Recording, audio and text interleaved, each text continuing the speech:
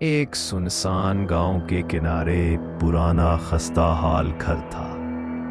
اس گھر کا ایک کمرہ ایسا تھا جس کا دروازہ ہمیشہ کھلا رہتا تھا۔ جسے بھی وہ دروازہ بند کرنے کی کوشش کی وہ کبھی واپس نہ آیا۔ شہریار جو کہ شہر سے آیا تھا ان باتوں پر یقین نہیں رکھتا تھا۔ اس نے کہا بھوت پریت کچھ نہیں ہوتے، دیکھتا ہوں آج رات جا کے۔ رات کو جب سب سو گئے شہریار اس گھر میں داخل ہوا۔ ہوا ساکن تھی، دروازے چرچرا رہے تھے۔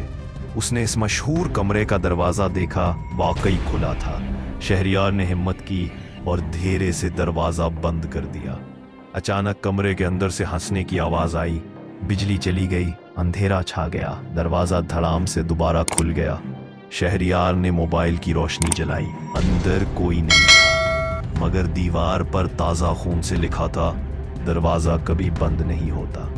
اسی لمحے اس کے پیچھے سے کسی نے آہستہ سے اس کا نام پکارا۔